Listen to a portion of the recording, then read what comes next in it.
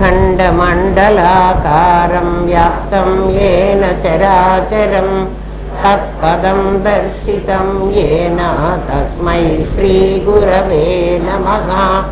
सदाशिवसमारम्भां शङ्कराचार्यमध्यमाम् अस्मदाचार्यपर्यन्तां वन्दे गुरुपरम्परां। गुरुब्रह्मा गुरुर्विष्णु गुरुदेवो महेश्वरः गुरुसाक्षात् परब्रह्मा तस्मै श्रीगुरवे नमः। नित्यानन्दं परमसुखदं केवलं ज्ञानमूर्तिं विश्वातीतं गगनसदृशं तत्त्वमस्यादिलक्ष्यम् एकं नित्यं विमलमचलं सर्वधी साक्षिभूतं भावातीतं त्रिगुणरहितं सद्गुरुं तं नमामि। ॐ सहना भवतु सहनौ भुनक्तु सह वीर्यं करवावहै तेजस्विनावधीतमस्तु मा विद्विषावहै। ॐ शान्ति शान्ति शान्तिः।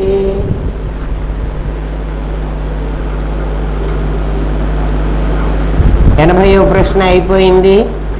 81 ఇవాళ ఆత్మ చైతన్యము అన్నారు కదా. ఆత్మ చైతన్యం, అందులో ఏం మార్పు ఉండడానికి వీల్లేదు. అనాత్మ జడం కదా, ఒకటి జడము ఒకటి చైతన్యము. ఈ ఇద్దరికి కార్యకారణ సంబంధం ఎలా కుదిరింది అంటే, ఒక అర్థంలో ఆత్మలో నుంచి అనాత్మ ఎలా వచ్చింది. ఆత్మలో నుంచి ఆత్మే రావాలి, బంగారంలోంచి ఏం రావాలి, బంగారమే రావాలి. అంటే గొలుసు బంగారమే అయ్యి ఉండాలి బంగారంలో నుంచి వస్తే కదా.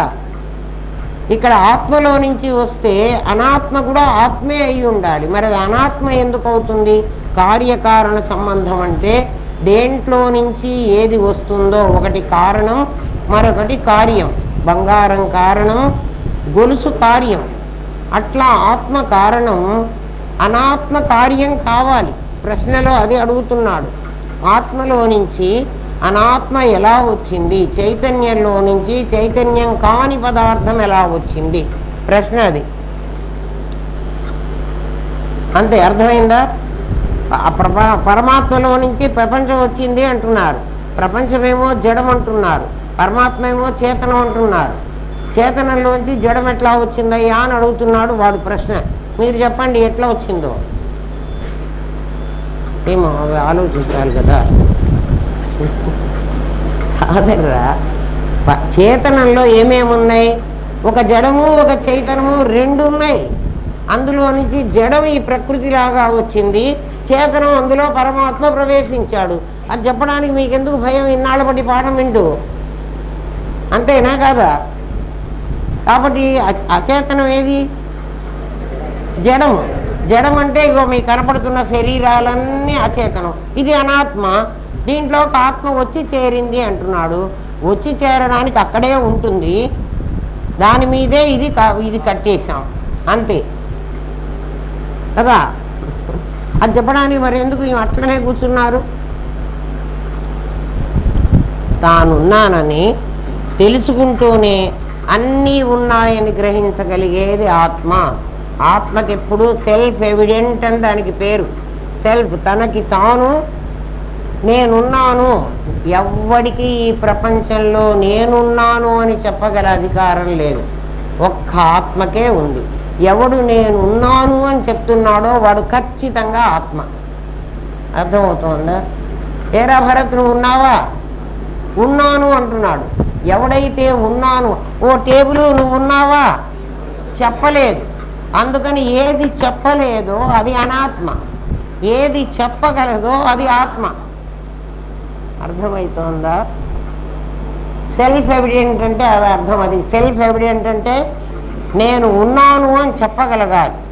చీకట్లోనే లైట్ వేసుకుని నేనున్నానో లేదో చూసి చెప్తాను. ఇప్పుడు మనం మీ ఇంట్లో కరెంట్ ఉందా అని అడిగారు అనుకో ఎవరైనా, వెంటనే మేము స్విచ్ ఆన్ చేసి వెలిగితే ఉందండి, వెలక్కపోతే లేదండి అని చెప్తాం, అంతే కదా. కానీ నిన్ను నువ్వు నేను ఉన్నానా లేదా అని లైట్ వేసుకుని చూడక్కర్లే, పోనీ ఇంకేమన్నా వేసుకుని చూడాలన్నా అది కూడా లేదు. సెల్ఫ్ ఎవిడెంట్ అంటే నేను ఉన్నాను అని చెప్పగలిగినటువంటి శక్తి ఒక్క ఆత్మకే ఉంది. ఎక్కడ ఎవడు నేను ఉన్నాను అని చెప్తున్నాడో వాడిని వెంటనే వీడు ఆత్మ అని అనుకోండి. ఆ నేనున్నాను అని ఎవడు చెప్పగలడో వాడు అహం బ్రహ్మాస్మి అనగలడు. ఎవడు అంటే వాడి శరీరం కాదు, వాడి శరీరం చెప్పడంలో ఆ మాట. దాన్ని స్వతప్రమాణాన్ని నేనున్నాను అని చెప్పేదాన్ని సెల్ఫ్ ఎవిడెంట్ అంటారు. అది ఒక్క సెల్ఫే కాకుండా ప్రపంచం ఉన్నది అని కూడా చెప్పగలదు. దానికి రెండు శక్తులు ఉన్నాయి. ఆత్మకి ఏం శక్తులు ఉన్నాయి? ఒకటి నేనున్నానని చెప్పగలదు, నా ఎదురుగా ఏది ఉంటే అది ఉన్నదని చెప్పగలదు. నా ఎదురుగా ఏముంటే, నా ఎదురుగా కెమెరా ఉంది, నా ఎదురుగా టేబుల్ ఉంది, నాకు ఎదురుగా మైక్ ఉంది, నాకు ఎదురుగా ఇదిగో ఈ వాయిస్ రికార్డర్ ఉంది, నేనున్నానని ఎంత ఖచ్చితంగా చెప్పగలనో నాకు ఎదురుగా ఉన్న వస్తువును కూడా అలాగే చెప్పగలను. ఇక్కడ నేనున్నాను అని చెప్పేది సామాన్యం అవుతుంది, నాకు ఎదురుగా ఉన్న వస్తువుని నేను చెప్తున్నానంటే విశేషం అవుతుంది. ఎందుకని? నాకు ఎదురుగా ఉన్నది సాకారమై ఉండాలి. నేను సాకారం కాదు. నేనెవరు? నేను నిరాకారం. నేనున్నాను అని మీరు మాట్లాడుతున్నా అంటే నేను భరత్గా ఉన్నాను అని కాదు. నేను ఉన్నాను అని ఎవడు మాట్లాడుతున్నాడో మీ లోపలికి వెళ్ళి మిమ్మల్ని కనుక్కోండి. నేను ఉన్నాను అని అంటున్నవాడు ఆకారం ధరించి అంటున్నాడా అంటే నేను ఉన్నాను అని అనుకున్నప్పుడు నువ్వు నేను అంటే ఈ నేను కాదు. ఈ నేనుగా ఉంటే నేను భరత్గా ఉన్నాను, నేను వసుధగా ఉన్నాను అన్నారు. నేను వసుధగా ఉన్నానని చెప్పటంలే, నేను ఉన్నాను అంటున్నాను. నేను ఉన్నాను అన్నది సాకారమా నిరాకారమా అంటే నిరాకారానికే ఆ అధికారం ఉంది, సాకారానికి ఆ అధికారం లేదు. సాకారానికి లేదు అని ఎలా చెప్పగలవంటే శవాన్ని నువ్వు ఉన్నావా అని అడగండి. శవం నేనున్నాను అనదు. ఎవరైతే భరత్ అని అంటున్నానో వాడున్నాడు. వాడు ఎవడిగా ఉన్నాడు? వాడు నిరాకారమైన వస్తువును తనలో దాచుకుని సాకారమైనటువంటి శరీరాన్ని నిరాకారంలాగా భావించి, అంటే అది ఆరోపితం. ఇది ఆరోపితం. ఎవరి మీద ఆరోపితం? నిరాకారం మీద ఆరోపితం. అది ఆరోపితమైనది ఇది కూడా అది అవుతుంది. ఆరోపితమైన వస్తువు ఏమవుతుంది అంటే ఇప్పుడు చూడండి, గోల్డ్ కవరింగ్ నగలు ఉన్నాయి నా దగ్గర. ఆ నగని నేను అడుగుతున్నా, నగ అనాత్మ. ఎందుకని? అది బంగారం కాదు కదా. దాని మీద ఒక గోల్డ్ కవరింగ్ వెయ్యబట్టి పైన వచ్చి వేశాను నేను తొడుగు. అది బంగారంలాగా వ్యవహరిస్తోంది. అంటే లోపల ఉన్నదేమిటి? అక్కడ లోపల, ఇక్కడ బయట. ఇక్కడ కవరింగ్ ఎక్కడుందంటే నగలకి బయట ఉంది, నీకు లోపల ఉంది. నువ్వు కవర్ చేసుకున్నది అనాత్మ, లోపల ఉన్నది ఆత్మ. ఇది ఉన్నంతసేపు, చాలా జాగ్రత్తగా వినండి అమ్మా, ఇది ఉన్నంతసేపు అంటే నేనున్నాను అని చెప్పగలిగింది నా లోపల ఉన్నంత వరకు ఇది శవం కాదు, ఇది శివం. ఎందుకని? నేనున్నానన్నది దీని మీద నేను ఆరోపించుకున్నా, అందుకని ఇది కూడా దాని వలే చలామణి అవుతోంది. ఏది కూడా? గోల్డ్ కానటువంటి పదార్థం కూడా గోల్డ్ లాగా చలామణి అవుతోంది. ఎట్లా చలామణి అయిందండి? ఎంతన్నా గోల్డ్ కాదు, గోల్డ్ కాదు కదా. నేను అమ్ముకోవాలంటే కాదు, నేను పెట్టుకోవాలంటే. నేను నగలు పెట్టుకొని పోతే మీరు అడుగుతారా ఇది బంగారం నగలా గిల్ట్ నగలు పెట్టుకున్నారా అని అంటారా? నేను పెట్టుకున్నప్పుడు ఏమైంది? ఇప్పుడు చూడండి, ఒక ఒక బయట కాలువ ఊడిచే అమ్మాయి ఒక నెక్లెస్ పెట్టుకుని పోయింది అనుకోండి, ఆ అమ్మాయి నిజంగా బంగారమే పెట్టుకుంది అనుకుందాం. మనం ఏమనుకుంటాం, వీళ్ళకి బంగారం ఎక్కడి నుంచి వస్తుందిలే, ఏదో గోల్డ్ కవరింగ్ కొనుక్కొని ఉంటుంది అనుకుంటాం కదా. నేను పెట్టుకొని వచ్చాను అనుకోండి, మీరు వేసుకున్న నెక్లెస్ చాలా బాగుందమ్మా అంటారు. ఎందుకని? అది నేను అనేవాడిని వేసుకున్నా, నేను అనేవాడికి ఉన్న వాల్యూ నా నగకు కూడా వచ్చిందా రాలేదా కదా. అంత మాత్రం చేత అది బంగారం అయిపోయిందా? బంగారంగా చలామణి అవుతుంది. అట్లా మన శరీరాలన్నీ ఆత్మగా చలామణి అవుతున్నాయి. ఎందుకు అంటే లోపల ఉన్న నేను అనేవాడు కాలం ఊడ్చేవాడు కాదు. వాడెవడు? సర్వజ్ఞం, సర్వశక్తి సమన్వితం. సర్వజ్ఞం అంటే వాడికి నేనున్నానని తెలుసు. తెలుసు అంటే వాడికి తెలుసు అంటే మీరు అందరికీ తెలుసు అంటున్నారు కదా. అంటే అందరిలో నేనే ఉన్నా. అందుకని అందరిలో కూడా, అందుకే ఒక్క నేనే ఉంటుంది చూడండి. ఎవడికి వాడు? నేనే. నీ పేరేమిటి అని నేను అడిగితే నా పేరు అనే చెప్తాడు, కానీ ప్రతివాడు కదా, అవునా కదా. నేను అనేవాడిని ఒక్కడనే ఉన్నా. ఎంతమంది మనుషులున్నా వాళ్ళలో ఉన్న నేను ఒకడే ఉంటాడు. వాడు సర్వజ్ఞుడు. సర్వజ్ఞుడు అంటే సర్వము తెలిసిన వాడని ఒక అర్థం. సర్వ ప్రాణులలో తెలివి గలవాడు వాడొక్కడే. అందరిలో అంటే ఆవు, కుక్క, ఏనుగు వాటిల్లో కూడా, అవును వాటికి కూడా అవి ఉన్నాయని వాటికి తెలుసు. అవి ఉన్నాయని ఏమిటి, ఎదుట ఇంకో కుక్క ఉందని కుక్కకు తెలియదు, తెలుసా తెలియదా? ఇంకో చీమ ఉందని చీమకు తెలియదు, తెలుసు. ఇంకో చీమ ఉందనే కాదర్రా, ఇంకా చాలా విశేషం తెలుసు. ఒక చీమ ఒక చక్కెర కణాన్నో ఒక బియ్యపు కణాన్నో ఎత్తుకొని దానికన్నా ఎక్కువ బరువు ఉంటుంది. ఆ బరువు ఉన్న దాన్ని నెత్తిన పెట్టుకుని పోతూ ఉంటుంది. పోతూ దాని శరీరంలోంచి ఒక రసాయనాన్ని విడుదల చేస్తూ పోతుంది. ఎందుకు పోతుందో తెలుసునా? ఇది దారి, నేను ఈ దారిలో వెళుతున్నా. మనమన్నా చెప్పలేము మనం ఏ దారిలో వెళుతున్నామో మన తర్వాత వాళ్ళకి. అది ఆ ఇంకో చీమ ఆ రసాయనాన్ని గుర్తుపెట్టుకుని ఆ చీమ వెళ్ళిన దారిలోనే వెళుతుంది. ఈసారి మీరేం చేస్తారంటే, మీ ఇంట్లో చీమలు ఎప్పుడైనా పాకుతూ ఉంటాయి కదా, వాటిని ఊరిగా చూడండి. సాధన అంటే ఇదే. ఒక చీమ ఏ మార్గంలో కొంచెం ఇట్లా వంగిపోతుందేమో మీరు చూడండి, అది ఎట్లా వెళుతోందో. ఇంకో చీమ వచ్చి సేమ్ అది ఎట్లా వంగిందో అట్టగే వంగిపోతుంది. చూడండి మీరు ఎప్పుడైనా చీమలు. అంటే ఏమిటి? అది తన ఉనికిని ఇంకొక దానికి చెప్తోంది. ఇంకోటి ఉందని తెలియకపోతే అది ఎందుకు చెప్తుంది? కాబట్టి దానిలో ఉన్న నేను కూడా నేనున్నానని తెలుసు, ఇంకొక జంతువు ఉందని తెలుసు కదా. చిన్న బల్లి చూడండి, బల్లి గోడ మీద తిరుగుతూ ఉంటుంది. దానికి ఏదైనా ఒకటి అడ్డం వచ్చిందని, ఒక ఆబ్జెక్ట్, ఆ ఆబ్జెక్ట్ అడ్డం వస్తే దాన్ని తప్పించుకుని పోతుంది, దాని మీద నుంచి పోదు. ఎట్లా పోతోంది దానికి తెలుసు. అంటే దానిలో ఏముంది? నీలో ఏ నేనుందో బల్లిలో కూడా అదే ఉంది. అందుకే చీమలో, బ్రహ్మలో, శివ కేశవాదులలో ఒక్కడే ఉన్నాడన్నారు. ముందు నీలో వాడు నీకు తెలియదు కాబట్టి వాళ్ళల్లో కూడా వాడున్నాడని నీకు తెలియదు. అవునా కాదా?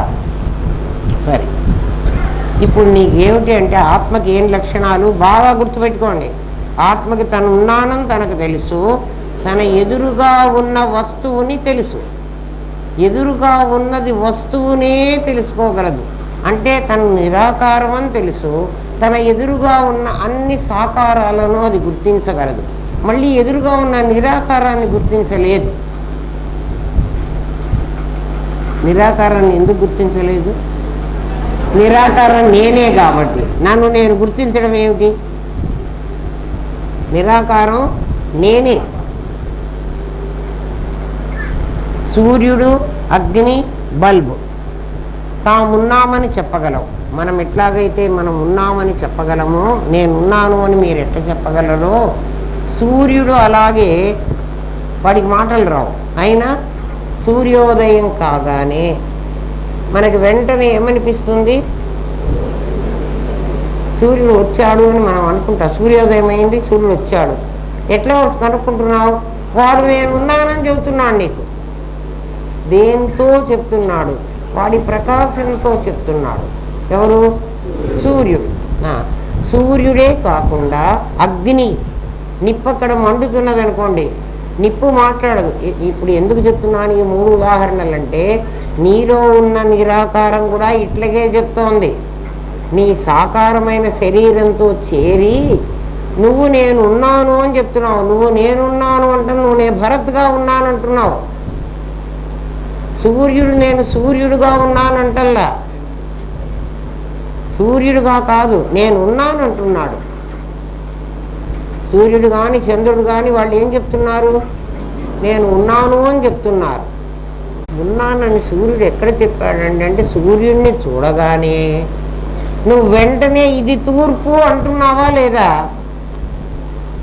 కదా. పోనీ ఈ దిక్కును చూసి ఇక్కడ సూర్యుడు ఇది తూర్పు అనొచ్చు కదా. నీకు ఏమీ తెలియదు, ఈ ఊళ్ళో దిక్కులేటో నీకు తెలియదు.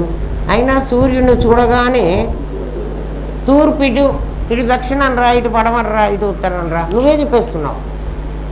సూర్యుడు నీతో మాట్లాడా? నేను ఉన్నానని నీకు చెప్పాడా? మరి నీకు ఎట్లా తెలిసింది? నీ లోపల ఏ నేనున్నాడో సూర్యుడి లోపల కూడా ఆ నేనే ఉన్నాడు.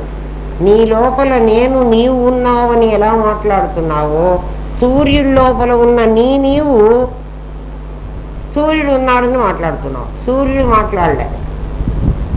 అప్పుడు సూర్యుడు అనాత్మ, సూర్యుడి లోపల ఒక ఆత్మ. ఆ ఆత్మ నువ్వే. నిన్ను నువ్వు అన్నిట్లో అట్లా చూసుకోవడం మొదలుపెట్టు. నన్ను నేను ఎట్లా చూసుకున్నా? ముందు నేనెవరో నాకు తెలియకుండా నన్ను ఎట్లా చూడమంటారండి అన్నిట్లో అంటే, నువ్వు నిరాకారం అని తెలుసుకోదురా. నిరాకారమే అన్నిట్లో కూడా ఉంటుంది, అదే ఆత్మ అని తెలుసు కదా. అది తెలిసినప్పుడు వాళ్ళు భూమి తిరుగుతోంది, భూమాత అని ఒక ఆమె ఉంది, భూఖండం ఒకటి ఉంది కదా. భూఖండం జడం తిరుగుతుంది, నీ నాది భూమాత. అట్లాగే సూర్యుడు సూర్యనారాయణమూర్తి. సూర్యుల్లో ఎవరున్నారు? నారాయణమూర్తి అని ఒకడు ఉన్నట్ట. వాడికి నారాయణమూర్తి అని పేరు పెట్టుకున్నాం మనం. అక్కడ ఉన్నది నేనే, దాని పేరు ఆత్మే. సూర్యుడు, అగ్ని, బల్బు. మీకు తెలుస్తున్న ఈ బల్బు ఇవేం చేస్తున్నాయంటే తామున్నామని చెప్పగలం. అవి తామున్నామనే కాకుండా అన్నిటినీ చూపెట్టగలం. సూర్యోదయం కాగానే మన ఇంట్లో మన గదిలో తలుపులు వేసుకొని పడుకున్నాం, కానీ సూర్యోదయం అయింది. కిటికీలో నుంచి సూర్యుడి తాలూకు విభూతి మన గదంతా వ్యాపించింది. మనం సూర్యుడిని చూడక్కర్లా. కళ్ళు తెరవగానే మన గదిలో అంతా వెలుతురు చూడగానే అమ్మో తెల్లవారిందిరా అని అంటున్నావు కదా. తెల్లవారింది అని నీకు ఎవరు చెప్పారు? సూర్యుడు చెప్పాడా? చెప్పలే. అంటే ఏమిటి? సూర్యుడు తానున్నానని చెప్పడమే కాకుండా తన విభూతి ద్వారా ఉన్నది అని చెప్పగలడు. ఏమి ఉన్నది అని? నీ గదిలో వస్తువులన్నీ ఉన్నాయని చెప్పగలడు. రాత్రి ఎవడన్నా దొంగలు పడి మన గదిలో వస్తువులన్నీ ఎత్తుకుపోయినాడు అనుకోండి కాసేపు, సూర్యోదయం కాగానే అంటే ఆ వెలుతురులో ఈ వస్తువుల లేమిని కూడా చెప్పగలడు. కనుక్కోలేరా? చీకట్లో అయితే కనుక్కోలేరు. వెలుతురులో అరే మా గదిలో వస్తువులన్నీ పోయినాయి, ఎవడెత్తుకుపోయినాడు అని కనుక్కోగలవు కదా. ఆ పని నీకెవరు చెప్పారు? సూర్యకాంతే చెప్పింది. అవునా కాదా? అర్థం అవుతుందిగా, అర్థం కావట్లేదా? ఏంరా అర్థం కాలేదా? ఇంకా కాకపోతే ఇంతకంటే తేలిగ్గానే చెప్పలేనురా.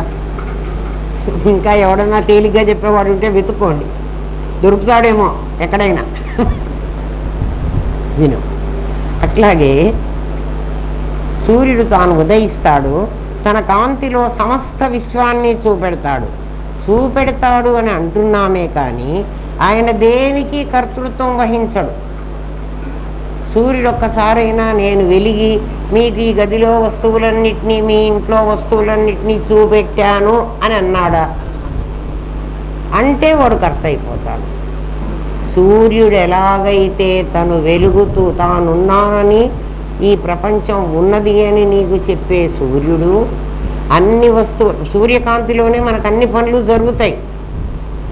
కానీ ఒక్కసారి కూడా సూర్యుడు మీకు ఈ పనులన్నీ జరగడానికి నేనే కారణం కదా అనే మాట అనలే.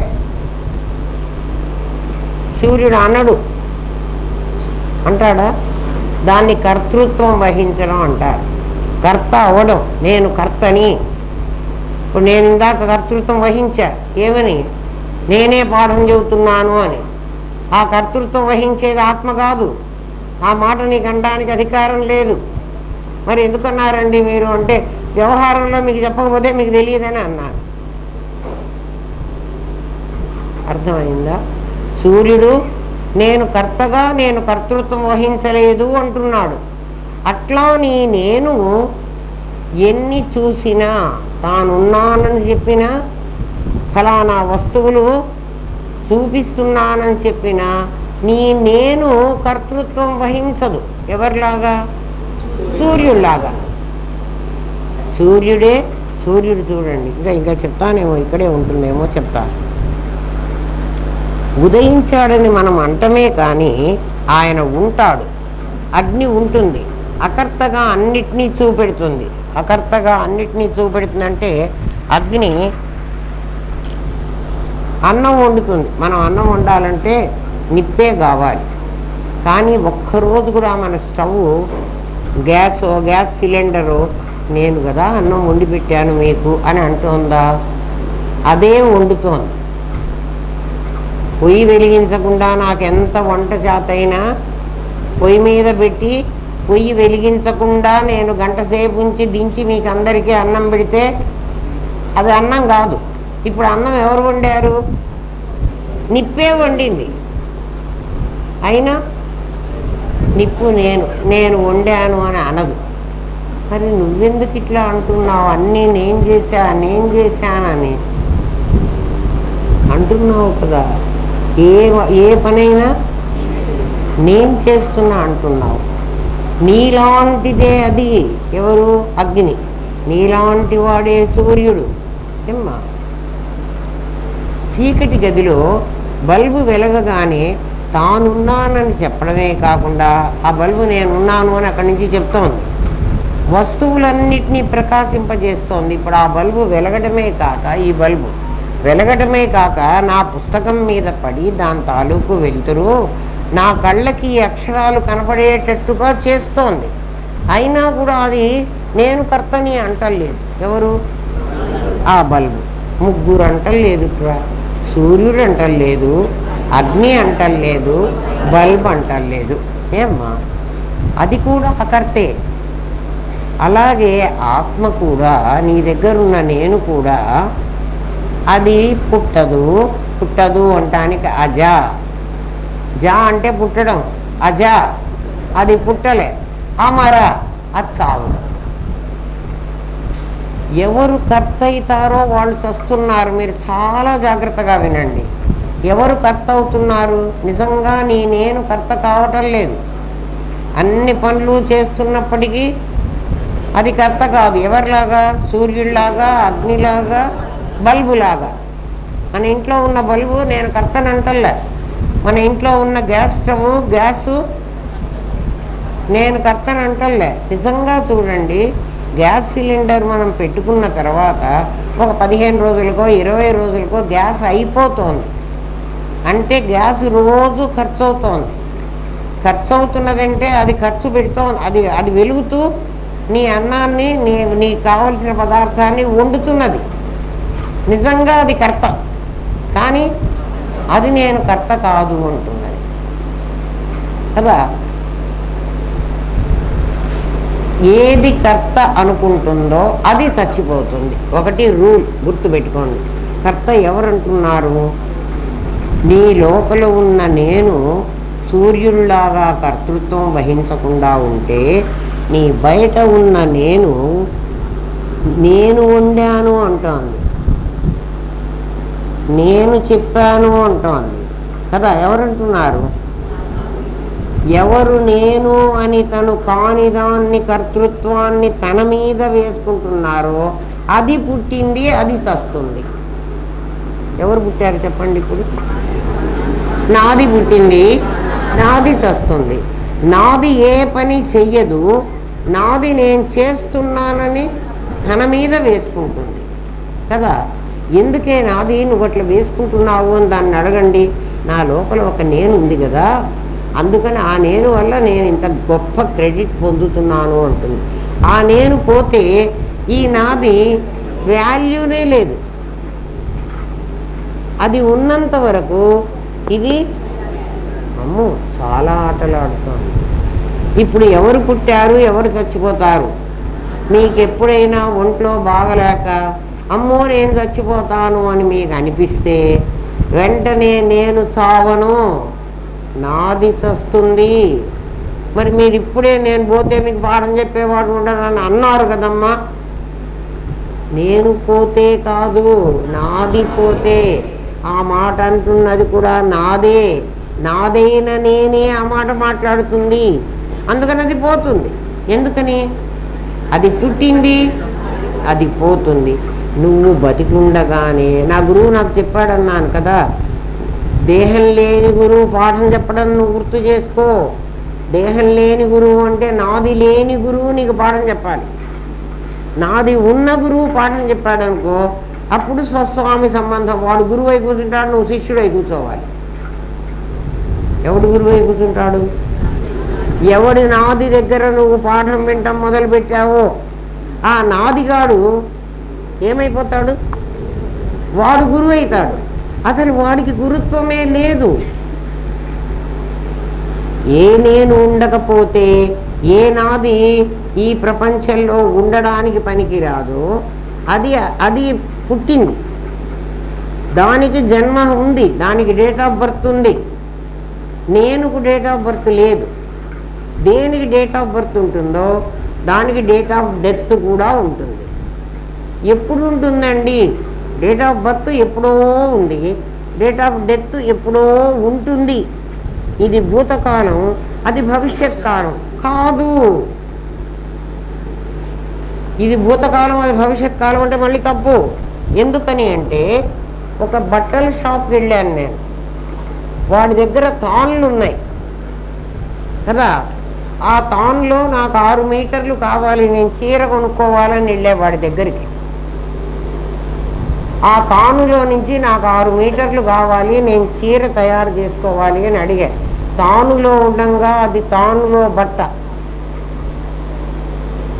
బట్టల షాప్లో తాను అంటాను దాన్ని, పెద్దగా చుట్టలు చుట్టి ఉంటుంది. దాంట్లో వాడు నాకు ఇక్కడ వద్ద పెట్టుకుని, ఇది మీటర్ కొద్ద, ఇది మీటర్, ఇక్కడి నుంచి 2 మీటర్లు 3 మీటర్లు గుడ్డంతా ఇట్లా లాగేస్తున్నాడు. 6 మీటర్ వచ్చేటప్పటికి సిజర్స్ తీసుకుని కట్ చేసేసాడు. ఇది ఎప్పుడు మొదలైందో అప్పుడే ఇది కూడా అయిపోయింది. ఇది భూతకాలంలోనే నిర్ణయం అయిపోయింది. ఏ భూతకాలంలో? నేను ఎప్పుడు పుట్టాను. మనం ఇందాక ఏమనుకున్నాం? నేను భూతకాలంలో పుట్టేశాను. ఎప్పుడో నువ్వు వర్బ్ కూడా ఏం వాడుతున్నావు? చస్తాను అంటే భవిష్యత్తు, పుట్టాను అంటే భూతం. నీకు భూతంలోనే చచ్చావురా. నేనెప్పుడు చచ్చాను అంటే, వీడిది కత్తిరించిన తర్వాత అంతవరకు ఇది తాను. ఎప్పుడైతే కట్ చేశాడో దీన్ని మడతపెట్టి, ఇదిగో చీర పుట్టింది. చీర ఎందులో నుంచి పుట్టింది? తాన్లో నుంచి పుట్టింది. తాన్లో ఉన్నప్పుడు అది బట్ట, దానికి పేరు లేదు. చీర అనేటప్పటికీ దానికి పేరు వచ్చేసింది. ఇదిగో ఇది చీర, ఇది పుట్టినరోజునే ఇది చచ్చిపోయింది. అయితే ఆ కట్టు ఎప్పుడు కట్ చేశాడంటే, ఈ మొదటి కట్ చేసినప్పుడే ఇక్కడే కట్ చేయలేదు. చేస్తే ఒక ఇంత ఇంచు గుడ్డే వస్తుంది నాకు. వాడు 6 మీటర్లు, ఈ 6 మీటర్లు లాగి కదా దీన్ని కట్ చేశాడు. ఈ లాగిందంతా 1942 నుంచి టుడే.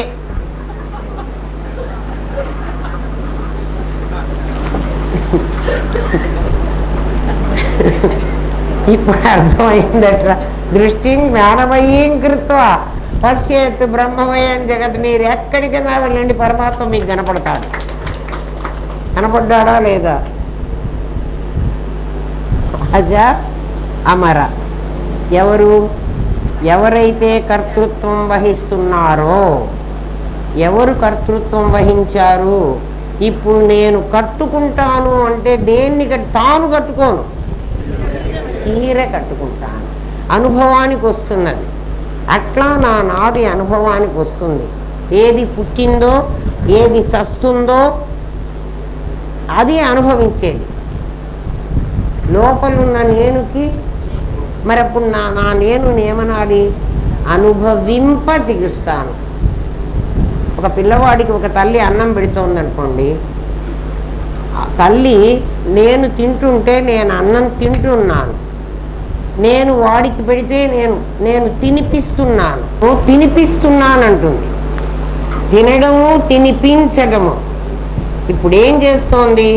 నీ లోపల ఉన్న నేను అది అనుభవించటంలే, అనుభవించు. ఇది నాకు కాలు నొప్పి వచ్చింది, నేనుకే నొప్పి కాలుకే. కాబట్టి అనుభవించు, ఇంచు, తినిపించు, తాగించు, పోషించు కదా. అర్థమైందా? ఇంచు అనేది ప్రేరణార్థక క్రియ. నేను చేయకుండా చేయిస్తున్నాను. ఎక్కడో పోయింది నా పేజీలన్నీ. 81 కదా వచ్చింది.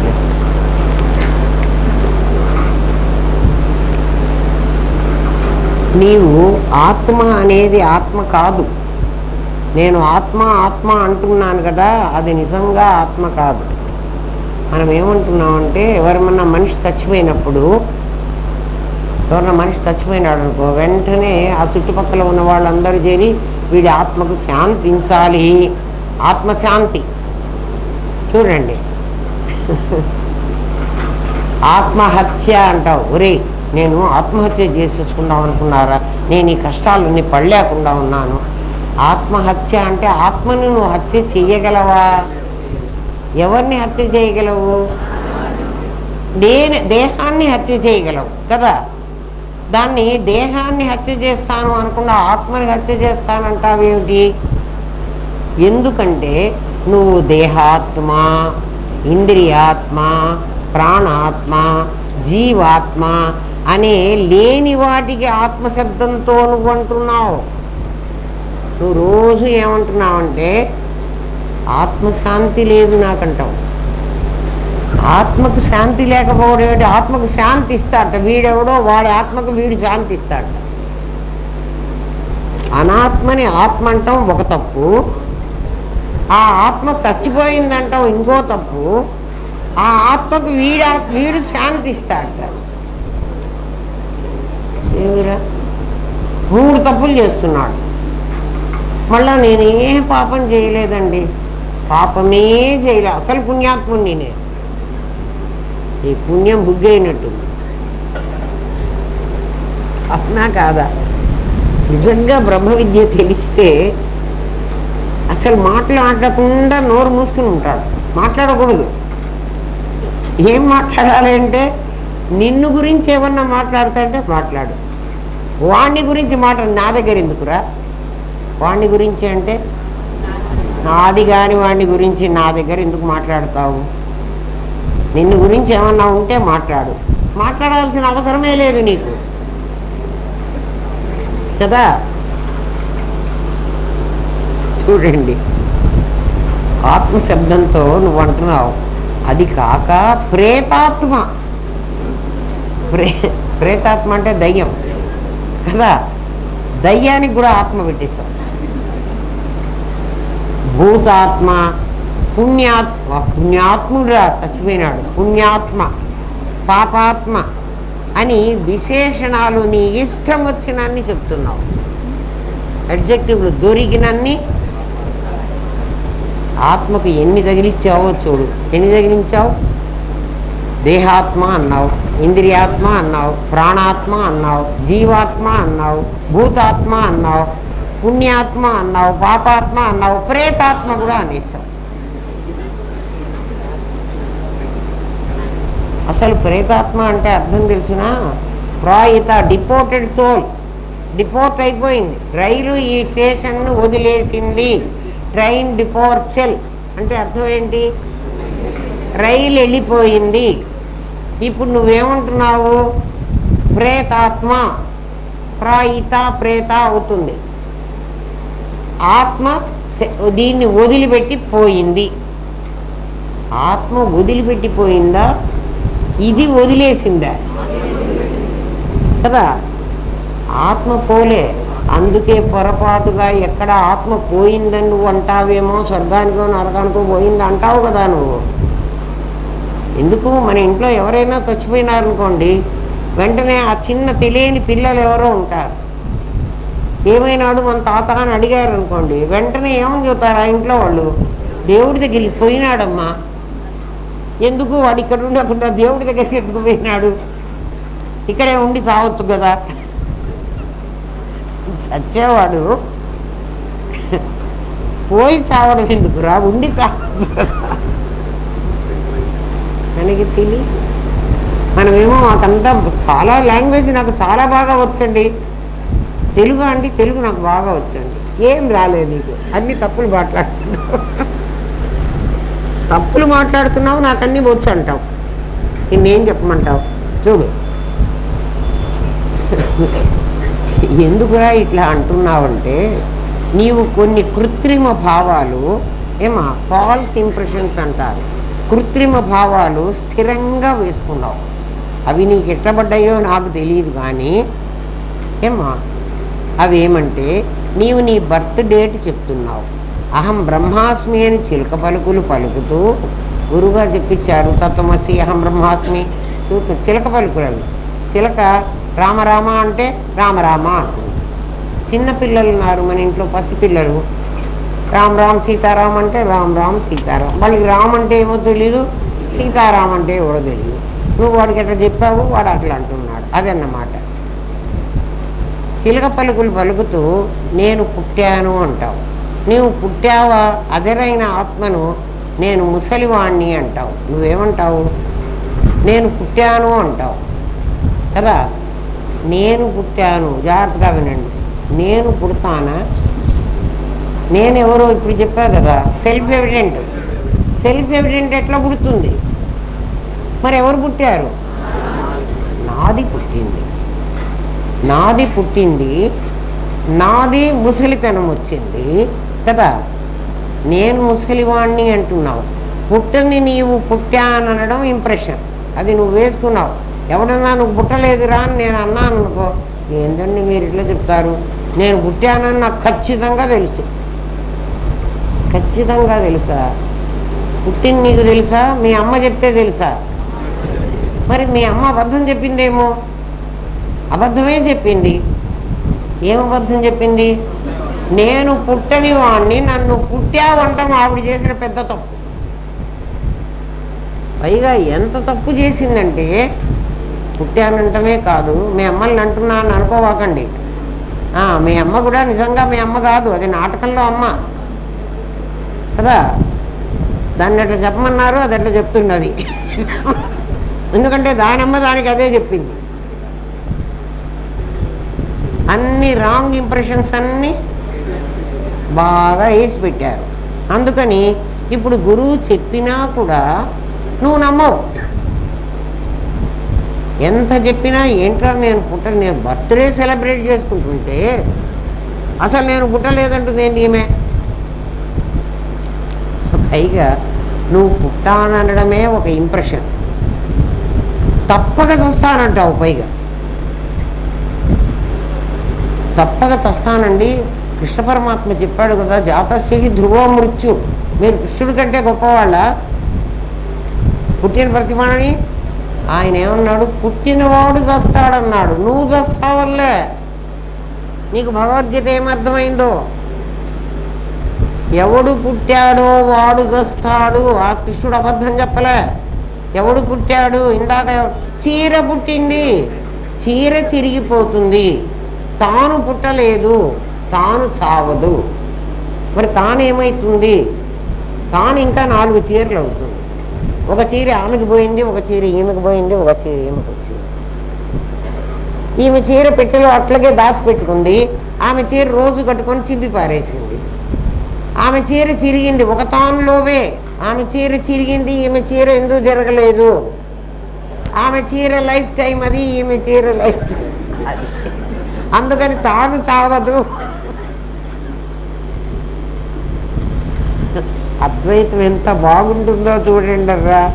తెలిస్తే, తెలియకపోతే పిచ్చెక్కుతుంది, తెలియకపోతే పిచ్చెక్కుతుంది, తెలిస్తే చాలా బాగుంటుంది. విను ఏమ్మా, తప్పక చస్తానంటావు. ఎవడైనా చస్తానా లేవన్నా పిల్లవాడిని కూడా ఏంరా చావరా అన్నావు అనుకో, నువ్వే చావంటాడు. కానీ వాడు చావ ఎందుకంటున్నాడో తెలుసునా? పిల్లవాడు ఏమంటాడే? చావరా అనండి, నువ్వే చావంటాడు. ఎవరు పిల్లవాడక్కర్లే, మీరు ఎవరినన్నా కూడా చావమనండి, వాడు నువ్వే చావంటాడు. వాడు చాలా కరెక్ట్గా మాట్లాడుతున్నాడు. ఎందుకని? నేనన్నవాడు చావడు, నీవు అన్నవాడు చస్తాడు. అందుకని వాడిని చావమంటే వాడు ఏమంటున్నాడు? నీవు చావు, నేను చావను. అదే మనిషి అంటే నేను నీవు అనేది వాడికి కరెక్ట్గా వాడి మనసులో లేదు. అందుకని వాడే అంటే ఆ మనిషి ఒక రోజున నేను చస్తాను అంటాడు కదా. వాడు చస్తాడా చావడా? ఆలోచించండి రా. చావు తథ్యము అని డిసైడ్ అయిపోయినాడు. ఎందుకని? కృష్ణ పరమాత్మే చెప్పాడు. కొంచెం ఒంట్లో బాగాలేని వాడికి, వాడి దగ్గరికి ఊరికే మా గురువు గారు వెళ్ళమనేవాళ్ళు, ఎవరికైనా ఒంట్లో బాగాలేకపోతే మనం పలకరించడానికి పోతాం కదా, 2 యాపిల్ పళ్ళు తీసుకుని పోండి కదా. వాడు నాకు భయం వేస్తోంది అంటాడు. ఎందుకురా అంత భయం వేస్తుంది? ఏమో చస్తానేమో.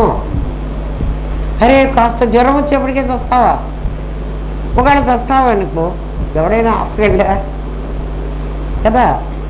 నువ్వు చస్తావని భయపడితే, చావు డెఫినెట్గా చస్తావైతే భయపడాల్సిన పని లేదు, భయపడి నువ్వు ఆపుకోవాల్సిన పని కూడా లేదు. ఎవడైనా నేను ఆపగలడా? పోనీ ఆ వచ్చిన వాడికి చస్తానని భయంగా ఉందిరా అని ఎవరితో అన్నావు అనుకో, ఆ వచ్చిన ఆపిల్ పళ్ళు తెచ్చిన వాడికి వాడు ఏమంటాడంటే ఏం చావురా అంటాడు. వాడన్నమాట నిజం. ఎందుకని?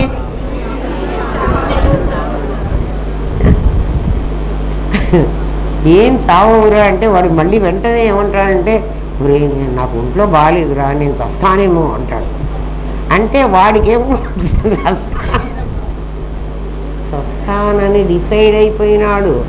ఎందుకనంటే వాడు నాదిని నేననుకుంటున్నాడు, వీడు నాది నేనుని నేనంటున్నాడు. అందుకని నువ్వు చావంటున్నాడు వీడు. అవునా కాదురా? ఏమంటాడు? నువ్వు చావవురా అంటాడు. రాదురా నేను చస్తారా అంట. చస్తా అంటే చావురా. వాడు చస్తానో మొర్రో అంటే కదా, సరే చావరా. చావరా అంటే మళ్ళీ చావని అంటాడు. అంటే చస్తానన్నది వాడికి భయం మాత్రమే. ఎందుకండి ఆ భయం కలిగింది? తాడు ఎప్పుడూ తాడులాగే ఉంది. తాడు మీద నువ్వు పాముని పడేశావు. తాడు పాము 2 చుట్టలే నువ్వు. కేవలం పాముని చూస్తున్నావు. అంటే పాము ఆరోపితం. ఆరోపితాన్ని ఎప్పుడు చూసావో నీకు భయం కలుగుతోంది. ఆరోపితాన్ని నేను అనుకొని చూస్తే కదా, ఆరోపితమే కదా పాము. పాముని తాడనుకుని చూస్తే నీకు ఖచ్చితంగా భయం కలుగుతుంది. ఒరిజినల్ తాడుని చూస్తే ఆటోమేటిక్గా భయం పోతుంది. నువ్వు నాదిని నేను అనుకుంటున్నావు కాబట్టి, ఆ నేను చచ్చేదే కాబట్టి నీకు చావంటే భయం. చావంటే భయమే కాదు, చావనే మాట కూడా. నిండిన ఇంట్లో ఎప్పుడు చావు మాటలే మాట్లాడతారు. నిండిన ఇంట్లో ఏంటి నిండింది ఇక్కడ? అంత గులకరాళ్ళన్నీ ఇంటి నిండా పోసుకొని, గులకరాళ్లే కదురా ఇవన్నీ. వజ్రాన్ని వజ్రం అని కనుక్కోకపోకముందు అవన్నీ గులకరాళ్లే. గులకరాళ్ళన్నీ ఇంటి నిండా పోసుకుని, అంటే చచ్చే వాళ్ళందరినీ ఇంటి నిండా పెట్టుకుని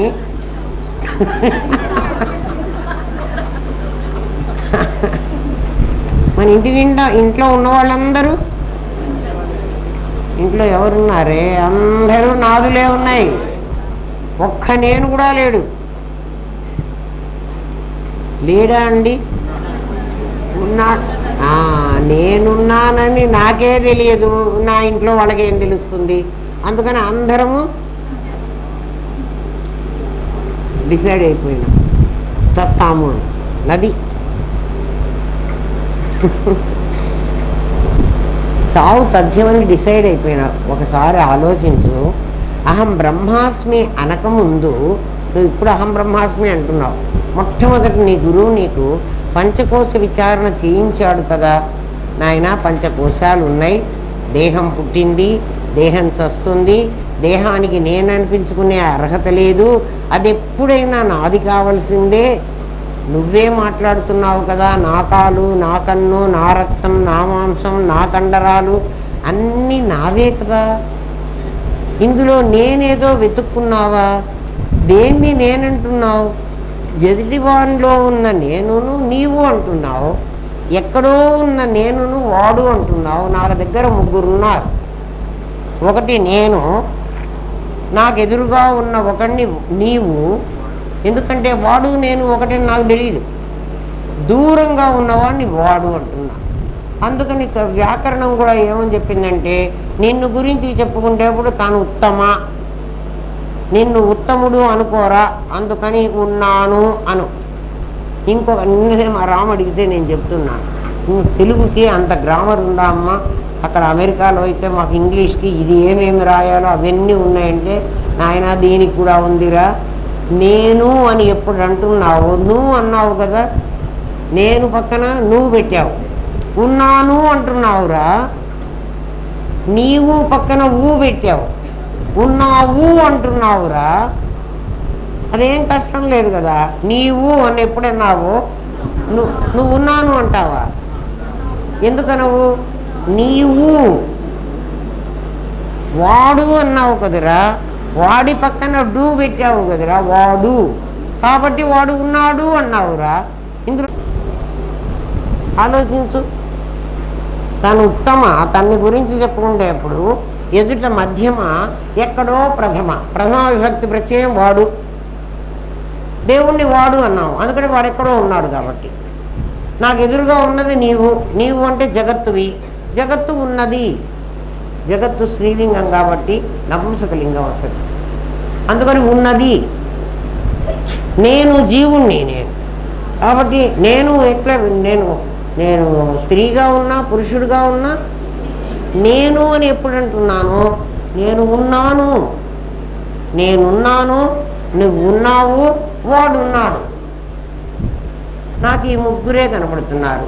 నేను జీవుడు, నీవు జగత్తు, వాడు ఈశ్వరుడు. ముగ్గురు అయిపోయినారు. ఎగ్జాస్ట్ అయిపోయింది మొత్తం. జీవ జగదీశ్వరుడు ముగ్గురు అయిపోయినారు. మరి ఎవర్రా మిగిలింది అంటే, ఎవడైతే జీవుడు కాకుండా ఉన్నాడో, ఎవడైతే జగత్తు కాకుండా ఉన్నాడో, ఎవడైతే ఈశ్వరుడు కాకుండా ఉన్నాడో, వాడు ఈ ముగ్గురిని త్రిపుటి సంపుటి అయింది, వాడంతా ఒకటిగా ఉంటాడు. వాడు అల్యూమినియం ఫాయిల్, దాని మీద వచ్చిన చేప, కుక్క, పంది, పిల్లి ఇవన్నీ నీవు నేను. అర్థమైందా? ఇంకా అంతకంటే నేను అర్థం చేయించలేనురా.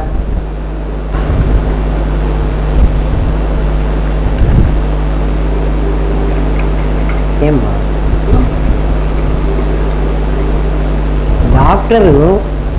డాక్టర్ ఏమంటున్నాడంటే హీ ఈజ్ డెడ్ అంటున్నాడు.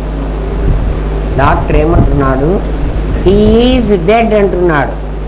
సాంక్రామిక ఇదంతా కూడా కంటేజియస్ డిసీజ్ మనకు వచ్చింది. డాక్టర్ ఏమనాలి అంటే, డాక్టర్ వీణ్ణి వాడు అంటున్నాడు.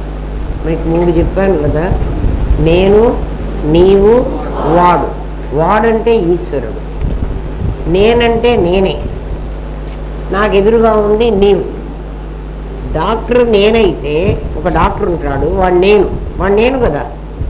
ఈ డాక్టరు ఆ బెడ్ మీద పడుకున్న పేషెంటు నీవు కావాలి. వీడేమంటున్నాడు? హీ ఈజ్ డెడ్ అంటున్నాడు, వాడు చచ్చాడు అంటున్నాడు. అన్నాడా అనలేదా? రే డాక్టర్ ఏమంటున్నాడు రా? She is no more. He she ఏదైనా పర్వాలేదు. వాడు చచ్చాడు అంటాడు. వాడు చచ్చాడు అనకూడదు డాక్టరు. అనాలి నీవు చచ్చావు అనాలి.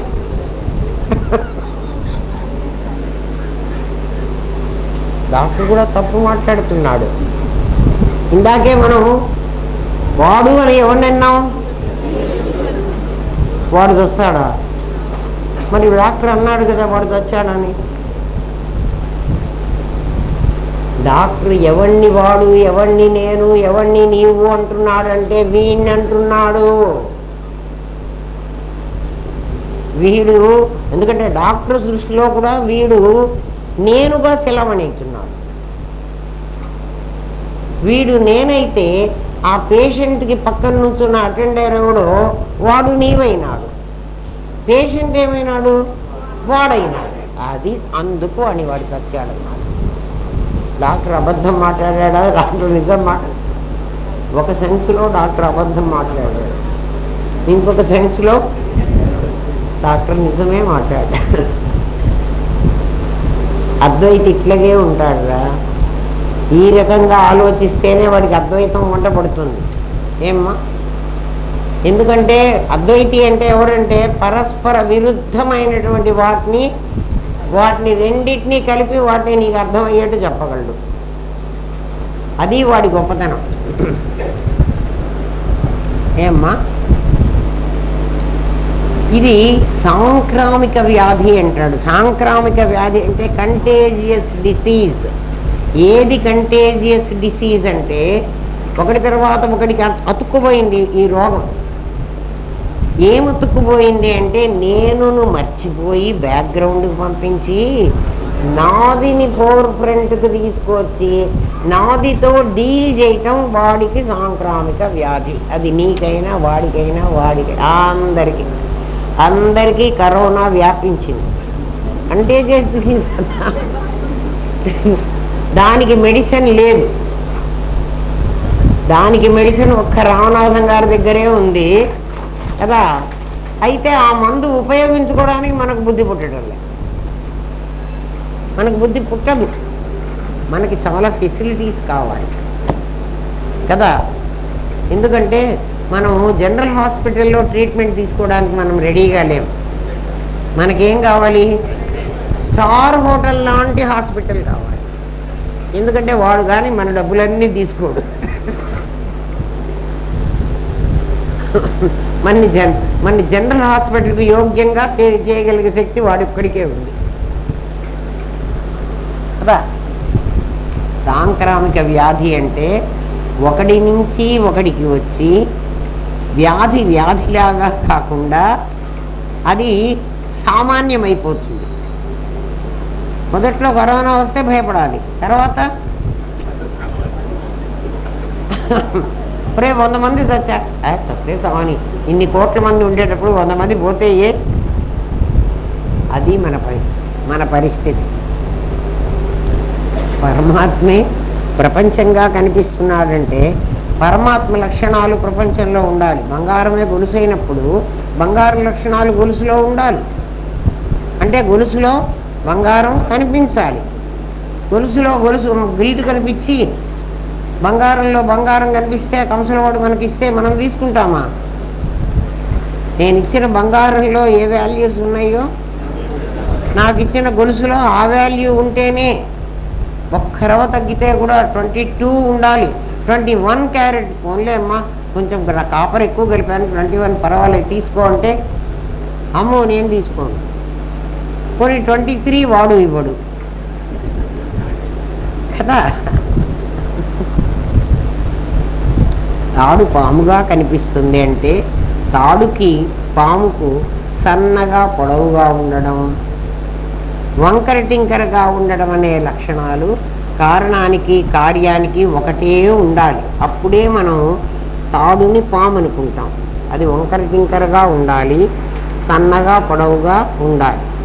అంతేగాని తాడుని పాము అనుకోకుండా గోడ అనుకుంటామా ఎవరైనా? ఎందుకని? గోడ లక్షణాలు తాడు లక్షణాలు ఒకటి కావు. పోనీ తాడుని టేబుల్ అనుకుంటామా? అనుకో. బంగారమే నగగా మారిందన్నట్లు కాదు.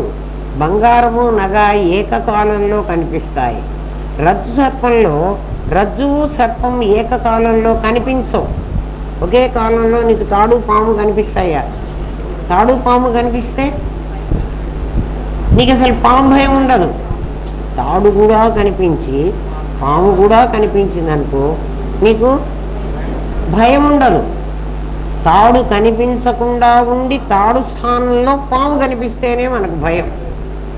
ఇక్కడ మనకి ఏమైందంటే నేను కనిపించకుండా తాడులాగా దాక్కుంది, దాని మీద ఈ పాము లాంటి వచ్చి పడింది. అది ఏం చేసిందంటే ఏది నిరాకారంగా ఉందో అదే సాకారమైపోయి తయారైంది. నా తల్లి కడుపులో నేనున్నప్పుడు నేను స్పరంగా ఉన్నాను. నాకు ఆకారం లేదు, నాకు కాళ్ళు చేతులు లేవు. ఆ చిన్న నిరాకారమైన నేనే ఇంత శరీరాన్ని మా అమ్మ కడుపులో రహస్యంగా ఒక రూమ్ క్రియేట్ చేసుకుని అందులో నేను ఈ శరీరాన్ని తయారు చేసుకున్నా. వాడి శరీరాన్ని వాడే తయారు చేసుకున్నాడు. అందుకని అభిన్న నిమిత్త ఉపాదానం వాడే ఉపాదానం, వాడే నిమిత్తం. వాడే ఉపాదానం ఎక్కడి నుంచి తెచ్చుకున్నాడండి? గింజలో నుంచే కొమ్మ కావలసిన, రెమ్మ కావలసిన, వేరు కావలసిన, ఆకు కావలసిన, మొగ్గ కావలసిన, పువ్వు కావలసిన, కాయ కావలసిన పార్ట్స్ అన్నీ ఆ నిరాకారమైన గింజలోనే ఉన్నాయి. అట్లా నా గింజలో నేను నిరాకారమై మా అమ్మ కడుపులో ఉండి ఆ గింజలో ఉన్న పదార్థాలనే 9 నెలలు డెవలప్ చేసుకుని కాళ్ళు చేతులు అన్నీ తెచ్చుకొని నేను తయారు చేసుకున్నా. దీన్ని నగని తయారు చేయాలంటే ఉపాదానం కావాలి, నిమిత్తం కావాలి.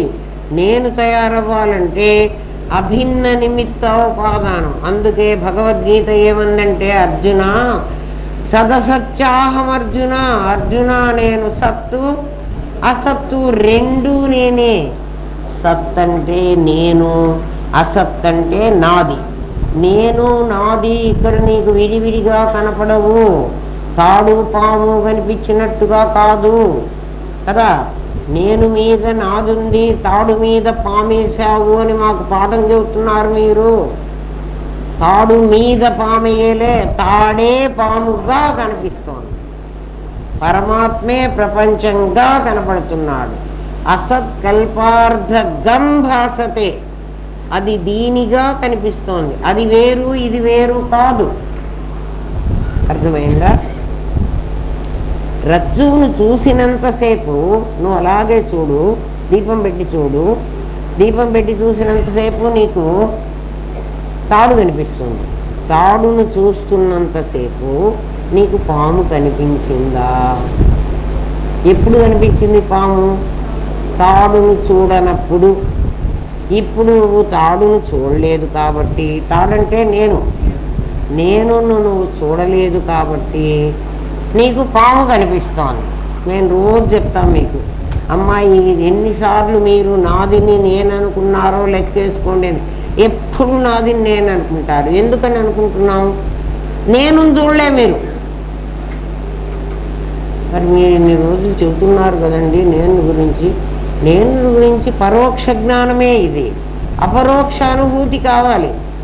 తాడును దీపం పెట్టుకుని ఒక్కసారైనా చూడాలరా. చూసిన తర్వాత చూస్తే ఏమవుతుంది? మళ్ళీ మళ్ళీ మనం తాడుని పాము అని అనుకోం. చూడకపోతే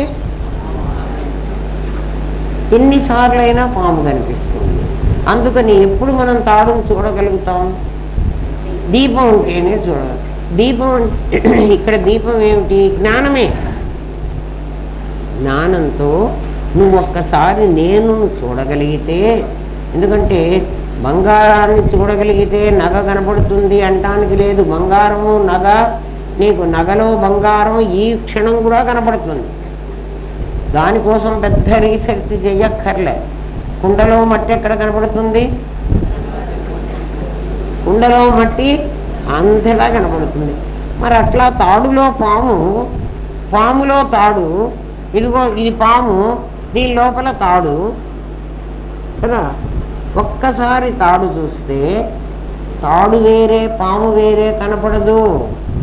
తాడే పాముగా కనపడింది అంటున్నావు కదా. తాడు పాము రెండు లేవు కదరా. తాడే పాముగా కనపడింది. ఒక్కసారి నువ్వు నేను చూడగలిగితే ఆ నేనే నీ నాదిగా కనపడుతుంది. అప్పుడు నువ్వు నాదితో వ్యవహారం చేస్తున్నా కూడా నీకు నేననే స్ఫురణే ఉంటుంది. దాన్ని వేరే చేసుకోక్కర్లే. అర్థమైందా? ఒక్కసారి ఏం చేయాలి? నేనుని వినాలి. నేను గురించి వింటే చాలా. అందుకని దాన్ని అపరోక్ష అనుభూతి. లడ్డు చాలా తీయగా ఉంటుందని నేను ఎంత చెప్పినా, లడ్డు ఇంత ముక్కైనా నోట్లో వేసుకుని తింటే నీకు కలిగే అనుభూతి చెప్పలేము. అందుకే అడిగాడట ఒక శిష్యుడు, ఒక శిష్యుడిని ఒక గురువు, ఒరే నాయన నువ్వు మామిడి పండు తిన్నావా అన్నట్ట. తిన్నాను అన్నట్ట.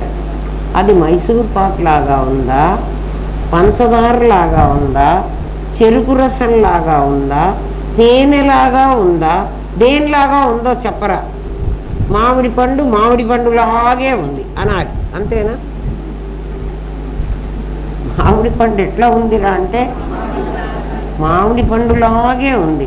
అట్లా నేను అనేవాడు ఎట్లున్నాడు రా అని అడిగితే అది నేనులాగే ఉందని చెప్పాలంటే నేను నీకు అనుభవం కావాలి. అది ఇంకో దానిలాగా ఉండదు, ఉండడానికి వీల్లేదు. ఎవరు? నేను. అందుకని నేను ఏం చెయ్యాలి, ఎట్లా తెలుసుకోవాలి? గురువుగారు ఎంత వర్ణించి చెప్పినా నేనుని గురించి నీకు అనుభూతి కావాలి. నీ అనుభూతినే సమాధి అంటుంది శాస్త్రం. నీకు సమాధి వచ్చిందా అని అడిగితే అర్థం ఏమిటి? నీవు ఆ అనుభూతిని నువ్వు పొందావా? నువ్వు అనుభూతి పొందితే ఆత్మల గురించి ఎవరెన్ని పాఠాలు చెప్పినా అది చెరుకు రసంలాగా ఉంటుంది, అది తేనెలాగా. అట్లా ఉండదు. మామిడి పండులాగే ఉంటుంది. ఆత్మానుభవం అలాంటిది. దానితో పోల్చేటువంటిది మరొకటి లేదు. మరి అట్లాంటిది మనకు కావాలి కదురా. ఇన్నాళ్ళ బట్టి చెబుతుంటే ఇంకా దాన్ని తినకపోతే అన్యాయం కదా. ఊరికే ఎన్నిసార్లు చెప్పుకుని ప్రయోజనం ఏమిటి? రజ్జువును చూసినంతసేపు మనం ఏం చేస్తున్నాం? రజ్జువును చూస్తున్నాం. ఇది ఇది సర్పము ఇది సర్పము అని అనుకుంటున్నాం. రజ్జువును చూసినంతసేపు సర్పం కనబడదు, సర్పాన్ని చూచినంతసేపు రజ్జువు కనబడదు. చీకటి వెలుగుల్లాగా ప్రపంచాన్ని చూస్తున్నంతసేపు, ప్రపంచాన్ని చూడటం అంటే ఈ మూడు చూడటం, పరమాత్మ కనపడడు. ఏమ్మా, పరమాత్మను చూసినంతసేపు ప్రపంచం కనపడదు. పరమాత్మన చూడ్డానికి వీల్లేదు కదా. నేను చూస్తాను, ప్రపంచం చూడబడుతుంది. ప్రపంచం చూడలేదు, నన్ను నేను చూడడానికి వీల్లేదు. నన్ను నేను చూడటానికి వీల్లేదు. ప్రపంచాన్ని నేను చూడగలను, ప్రపంచం నేనున్నానని నాకు చెప్పలేదు. కాబట్టి ఇప్పుడు ఏం చెయ్యాలి? అగ్ని అన్నిటినీ కాలుస్తుంది, తన్ను తాను కాల్చుకోలేదు. నిప్పు ఉందిరా, నిప్పు దాని దగ్గరికి ఏం తీసుకెళ్తే దాన్ని అంతా కాల్చిపారేస్తుంది. కాగితం పెడితే కాగితం కాలుస్తుంది, గుడ్డ పెడితే గుడ్డ కాలుస్తుంది, వైరు పెడితే వైరు కాలుస్తుంది, టైరు పెడితే టైరు కాలుస్తుంది. అది ఏం పెడితే దాన్ని కాల్చగలదు నిప్పు. నిప్పు నువ్వు కాల్చే శక్తి నీకుంది కదా, నిన్ను నువ్వు కాల్చుకోవే.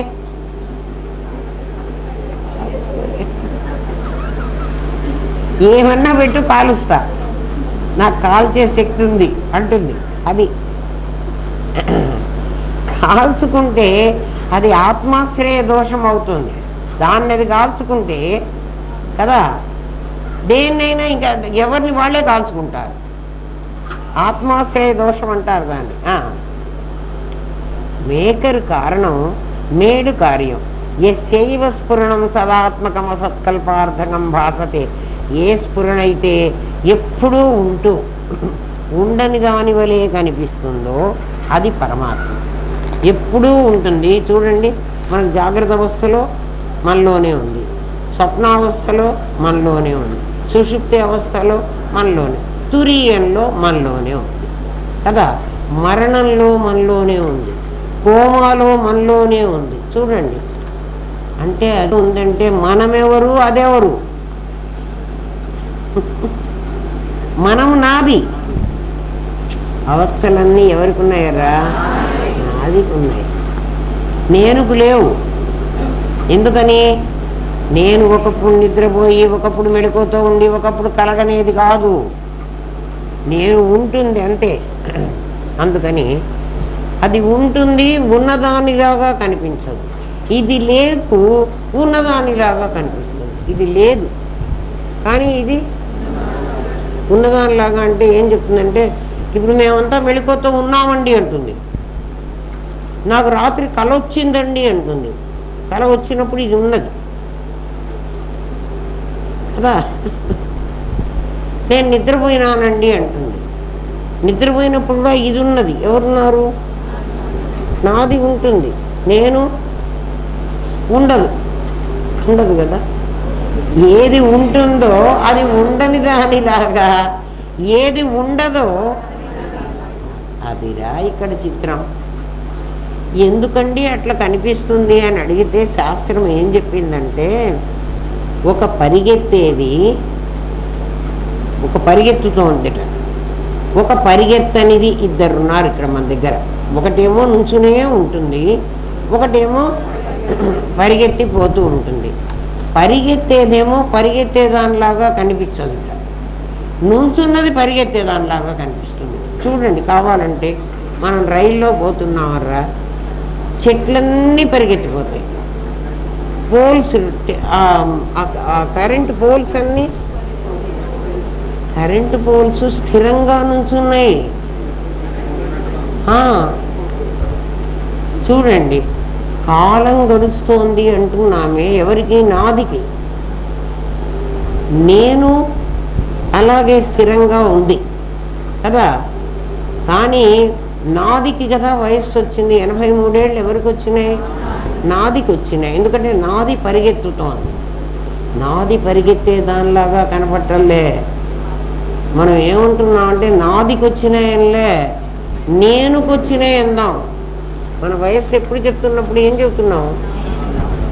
నేనుకు చెప్తున్నావు వయస్సు. నేనుకు అసలు వయస్సు లేదు.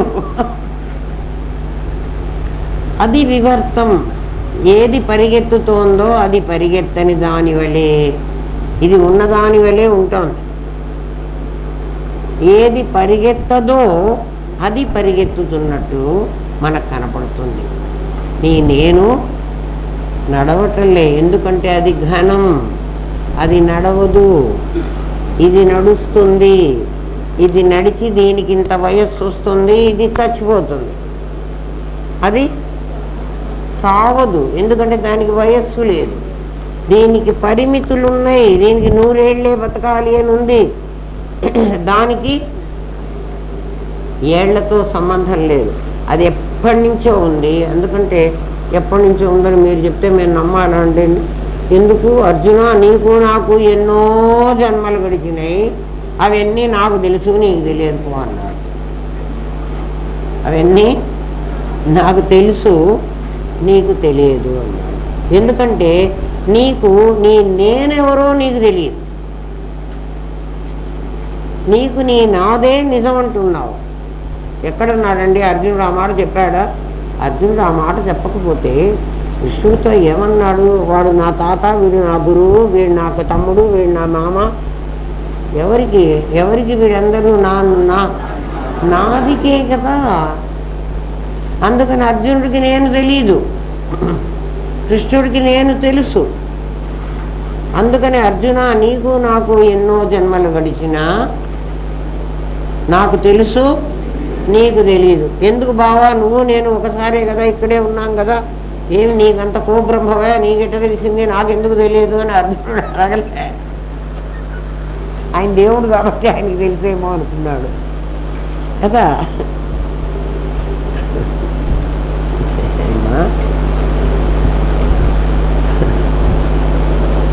ఇక్కడ ఇంకా చాలా మంచి మాట చెప్తుంది శాస్త్రం, వినండి.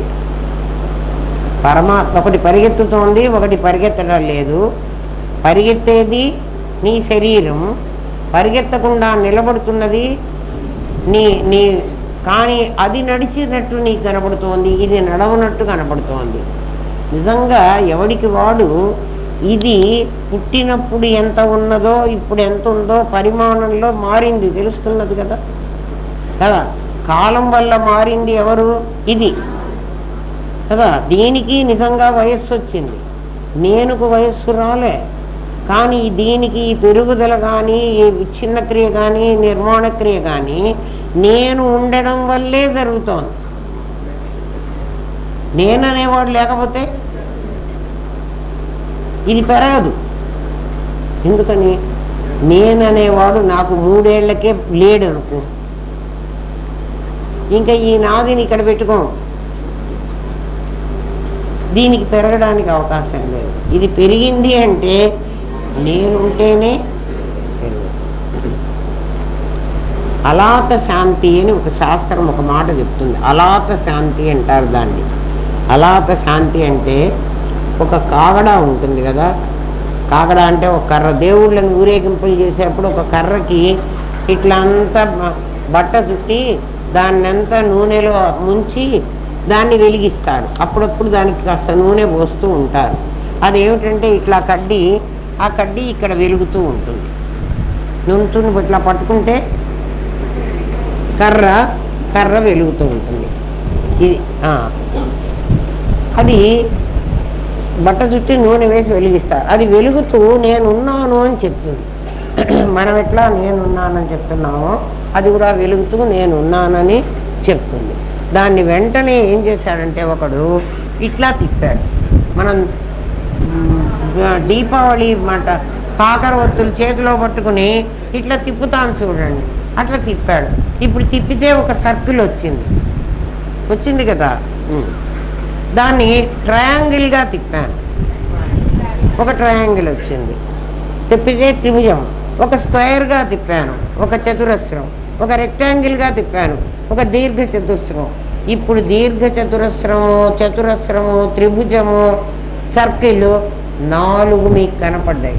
4ంటికి ఆకారం ఉంది. అవి నిజమా? నిజం కాకపోతే నువ్వు సర్కిల్ అని ఎట్లా అన్నావు? నీవు చూసావు కదా, అది సర్కిలే కదా. నేనంటాను కాగడా అంట, నువ్వంటావు అది ప్రపంచం. ఏమ్మా, కాగడా ఉన్నట్టు తెలియదు. నువ్వు సర్కిల్ చూస్తున్నంతసేపు దాన్ని అలాత శాంతి అంటుంది శాస్త్రం. కాగడాలాగా పరమాత్మ ఉంటూ ఉన్నట్టు కనపడకుండా వృత్తంగా, త్రిభుజంగా, చతురస్రంగా, దీర్ఘచతురస్రంగా కనపడుతున్నాడు. కారణం ఏకం, కార్యం అనేకం. అర్థమైందా? దాన్ని అలాత శాంతి అని ఒక్క మాట చెప్పి ఈ కాగడాలు వెలిగించుకోవడం మీరు కర్మ, మీరు ఎట్లా ఆ మాటకి మీరేం అర్థం చేసుకుంటారో చేసుకోమని దాన్ని డీకోడ్ చేసుకుంటే ఇది వస్తే కదా. ఇప్పుడు ఆ సర్కిల్ కనపడుతోంది అంటే అది సర్కిల్ లేదందామా, నిజమందామా, శాశ్వతం అందామా, అశాశ్వతం అందామా? అందులో ఏది శాశ్వతం, ఏది అశాశ్వతం? కాగడా శాశ్వతం, సర్కిల్ అశాశ్వతం, త్రిభుజం అశాశ్వతం. అట్లా భాష అంటే స్పందన, కదలిక, ఏమా వైబ్రేషన్. భాష అంటే వైబ్రేషన్. మనస్సు కదిలితే ఒక ఆలోచన, నోరు కదిపితే మాట, స్పందనకు శబ్దం పుడుతుంది. ఆ శబ్దం అన్ని చోట్ల నీకు వినిపించదు. నీ ఆలోచన నీ మనస్సుకు స్పందన కాదా? దానికి రూపం వచ్చింది కదా ఆలోచన. అది నీవు వినగలిగావా? మనోమౌనాన్ని పాటించమని శాస్త్రం చెప్తే ఆలోచన లేకుండా ఉండు అని అర్థం. అంతేగాని మాటలో మౌనం పాటిస్తూ నేను మౌనంగా ఉన్నాను అందుకే మాలాతో కర్మే ఫిరై జీవ ఫిరై ముఖమాహి మనువాతో దశ దిశ ఫిరై ఏతో సుమరిన నాహి అంటాడు. నువ్వు నేనేదో జపం చేస్తున్నాను, నేనేదో చేస్తున్నాను, నీ మనస్సు ఎక్కడెక్కడో తిరుగుతుంటే నువ్వు చేతిలో మాల తిప్పినా ఒకటే, నోట్లో మంత్రం జపించినా ఒకటే. నీ మౌనం అంటే నీ బ్రెయిన్లో ఆలోచన రాకుండా ఉండాలి. ఆలోచన రాకుండా ఉంటే నువ్వు పరమాత్మవి. ట్రై చేయండి ఎంతసేపు వస్తుందో, ఏ ఆలోచన లేకుండా నేను పరమాత్మని అని మీకు ఏమన్నా తెలుస్తుందేమో చూడండి. సముద్రంలో అలలేస్తే పూర్ణ శబ్దం వస్తుంది. చాలా దూరం సముద్రం ఉండంగానే ఇక్కడి నుంచే సౌండ్ మొదలవుతుంది. మనస్సులో ఆలోచన కదిలితే సుఖం దుఃఖం అనే అనుభవాలు వస్తాయి. వాంగ్మౌనం పాటిస్తే తగాదా రాదు. మనోమౌనం, వాంగ్మౌనం పరమాత్మ లక్షణాలు. నిశ్శబ్దం బ్రహ్మముచ్యతే. అమ్మవారికి స్వస్థ అని పేరు. స్వస్థ, స్వభావ మధుర, భావాభావ వివర్జిత. అమ్మవారికి ఆ పేరుంది స్వస్థ. మనం హెల్దీగా ఉన్నామనుకోండి, స్వస్థగా ఉన్నాం. మనకి రోగం వచ్చిందనుకోండి, అస్వస్థ, స్వస్థగా లేను అని అర్థం. స్వస్థగా ఉంటే నేనులో ఉన్నాను, నేను నాదిలో ఉంటే అస్వస్థ. నేను నాదిలో ఉంటే అంటే ఏంటి? నాదికి జ్వరం వచ్చిందిరా, నాకు జ్వరం వచ్చింది అంటున్నాను. నేను జ్వరం ఎవరికి వచ్చింది? నాదికి వచ్చింది. నేనేమంటున్నాను? నాదిలో చేరి నాకు జ్వరం వచ్చింది అంటున్నా, అందుకని నేను పడుకున్నాను అంటున్నావు. పడుకున్నది నీ నాది, అవునా కదా? నొప్పి నీ నాదికి, సుఖ దుఃఖాలు నీ నాదికి. నీ నేనుకు అసలు సుఖ దుఃఖాలు లేవు. ఎందుకు లేవు? నేనులో స్పందన లేదు. స్పందన వస్తేనే ఇవి వస్తున్నాయి. కాగడా వెలుగుతుంటే కాగడాకి ఆకారం లేదు. కాగడాకి వెలుగే ఆకారం. కాగడా తిప్పాను, తిప్పాలి అనే నా సంకల్పం కాగడా ఆకారాన్ని సృష్టించింది. అట్లా ఈ జన్మకి రావాలి అన్న నా సంకల్పం ఈ నాదిని సృష్టించింది. ఈ నాది ఆ సర్కిల్ లాంటిది అనుకో, నేను కాగడాను అనుకో. అది అస్వస్థ, తనలో తానుండగా గతి తప్పింది. ఎవరు? వాత, పిత్త, శ్లేష్మ అని 3 ఉన్నాయి. ఆ 3 సామ్య స్థితిలో ఉన్నాయనుకోండి, మనకి రోగం రాదు. సత్వ, రజస్, తమస్ అనేటువంటి 3 గుణాలు సామ్య స్థితిలో ఉన్నాయనుకోండి, మనకి రోగం లేదు, స్వస్థాలో ఉంటాం. లేకపోతే ఒక్కసారి కోపం వచ్చినప్పుడు అద్దం పెట్టి తీసుకుపోయి నీ ముఖం నువ్వు చూసుకో, ఏమైందో తెలుస్తుంది. ఏమైంది అద్దం పెట్టినప్పుడు? నీ ముఖంలో ఎన్ని మార్పులు వచ్చినాయో. అందుకే ఫోటో తీసేవాడు ఏమంటాడన్నా, స్మైల్ అంటాడు. స్మైల్ ఎప్పుడు చేస్తావు నువ్వు? ప్రశాంతంగా ఉంటే. ఒరే ప్రశాంతంగా ఉండరా అని చెబుతున్నాడు నీకు. నువ్వైతే ప్రశాంతంగా ఉండవు. స్మైల్ అంటే అదే నీ ప్రశాంతత. బ్రెయిన్లో ప్రశాంతత పెట్టుకుంటే నీ ముఖం బాగుంటుంది, లేకపోతే ఏడ్చినట్టు ఉంటుంది. అందుకని ఏడవకురా స్మైల్ చేయబడుతున్నాడు. ఎవడు? ఆ ఫోటోగ్రాఫర్. స్వస్థ రేపు చెప్పుకుందాన్రా. బాగుంది కదా. 35 అయింది. ఓం తత్సత్. స్వస్తి ప్రజాభ్య పరిపాలయంతాన్యాయేన మార్గేణ మహిన్మహేష. గో బ్రాహ్మణేభ్య శుభమస్తు నిత్యం. లోకా సమస్తా సుఖినో భవంతు. ఓం పూర్ణమదః పూర్ణమిదం పూర్ణాత్ పూర్ణముదచ్యతే పూర్ణస్య పూర్ణమాదాయ పూర్ణమేవావశిష్యతే. ఓం శాంతి శాంతి శాంతి. ఓం నమో బ్రహ్మాదిభ్యో బ్రహ్మ విద్యా సాంప్రదాయ కర్తృభ్యో వంశ ఋషిభ్యో గురుభ్యో నమో మహద్భ్యః. సర్వోపద్రవరహిత ప్రజ్ఞానఘనః ప్రత్యగర్ధో బ్రహ్మైవాహమస్మి బ్రహ్మైవాహమస్మి బ్రహ్మైవాహమస్మి.